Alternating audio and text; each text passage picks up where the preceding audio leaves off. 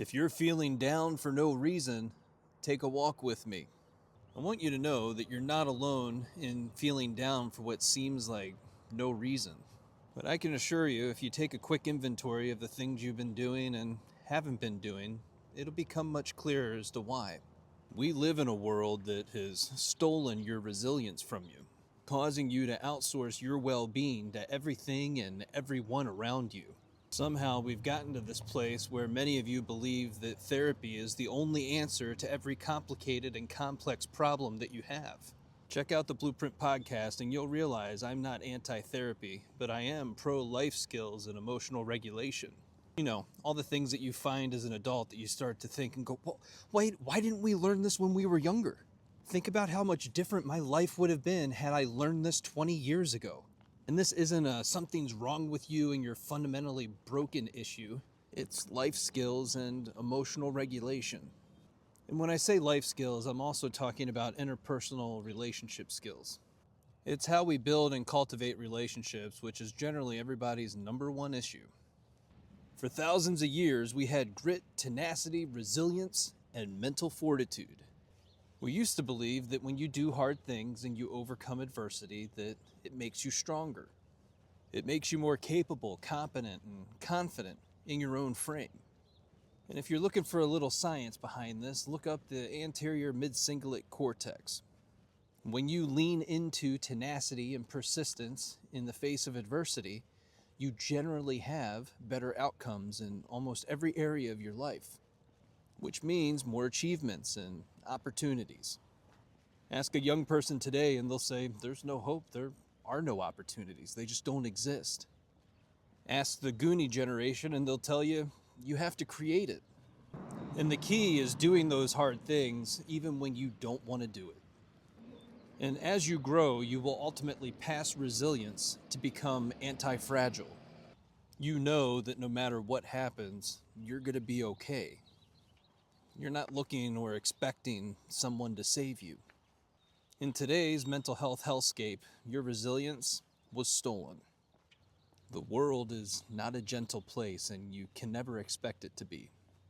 And it doesn't mean that you can't lead with kindness and empathy, but you also don't have to take anybody's shit. It's your job to recognize that you don't have to take anything personally and that it's okay to hope that people have the day that they deserve. Stay blessed and good luck to you. Instead, you receive and pass out labels like your Oprah giving out cars. You get a label, and you get a label too. And you never stop to question, do I fully understand this label? Is it in service of my highest good? If I continue to label other people, am I speaking limitation over them?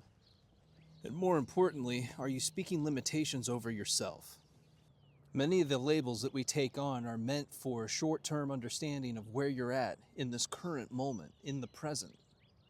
They're not meant to be a lifetime prison sentence that you live in.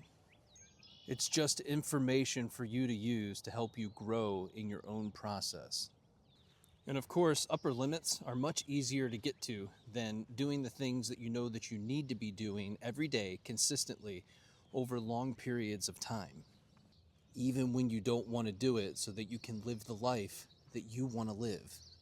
To live the life that you're capable of co-creating, and we're always co-creating with everyone that we interact with. That's why it's important to take inventory of the people that you invite into your inner circle. You have to remember that it's so much easier for people to pull you down than it is for you to lift them up. And if you're not careful, the people that you hang around with, that becomes your life.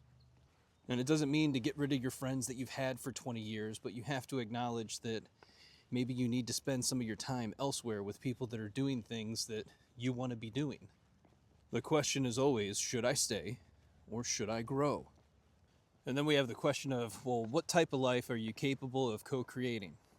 I don't know. And honestly, neither do you, because you've never really tried. And the life that you're capable of creating always grows as you do. It becomes more expansive over time. Meaning that what you once thought was impossible becomes possible, and that just continues moving forward. If you've listened this far, it's time to get to work and get out there and go find your community. Find the people who are going to lift you up. It's time to get back to basics and to learn the skills that you missed out on, rather than just calling yourself broken. And if you need help, let this be your sign that it's time to book a call. Comment coach or go to the link in my bio for more.